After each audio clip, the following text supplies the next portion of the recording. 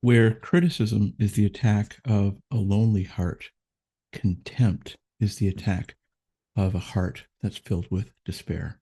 Contempt is the attack of a hopeless heart.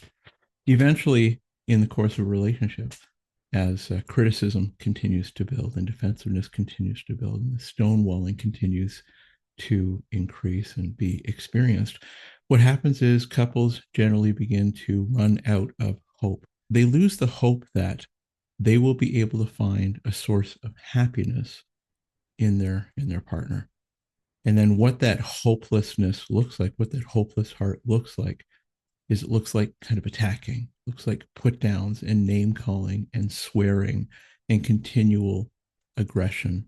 Even during moments where it could be calm, there's still that sarcasm, there's still that put down, that one up attitude with each other, complete hopelessness. My name is Rick. You can find me at rickgrundytherapy.com. One of the things that we need to realize about contempt is that heart of hopelessness, that heart that would say, when I look at you, when I look at my partner, I'm not hopeful that I'm ever going to find a source of happiness in you again. The answer to contempt is actually to change the heart. And so if we look at this through the Gottman lens, contempt is actually one of the horsemen, the worst of the horsemen. Contempt generally signifies that the relationship is going to soon come to an end. So it's very important to do some heart work.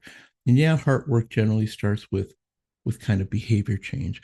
What we want to do is we want to change the culture of the interaction, the culture of the relationship through fondness and adoration. Fondness and admiration generally looks like giving compliments, pointing out strengths, and showing signs of affection. And this is a really big deal because this is actually risk taking.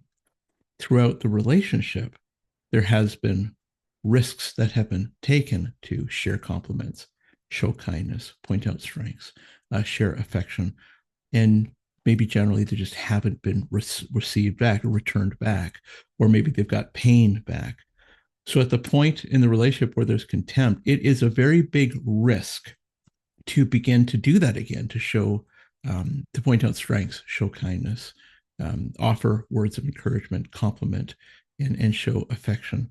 And the risk that's being taken is the heart risk to hope again. So, how this works is as you continue to show kindness, give compliments, point out strengths, show whatever affection looks safe for the couple, you give the other person a different experience of you. You have a different experience of the other person because you're noticing what's good about them, their positive traits, instead of noticing what's wrong with them. And as you begin to behave differently, they have a different experience of you. And as they have a different experience of you, that negative regard inside their heart, that assumption that they're only always going to get negativity from you, as you continually, consistently give these behavior changes around complimenting and pointing out strengths and showing affection, the heart changes. The nervous system calms down. This is really where a couples therapist can really help you. If you notice that there's a lot of contempt in the relationship, and not just criticism.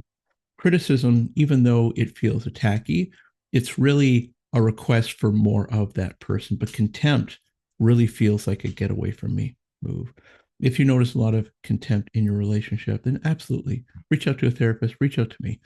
rickgrundytherapy.com. You can book a free consult using the online portal or send me an email, send me a text, and get some help to try to take the risk of hoping again instead of staying locked in that despair.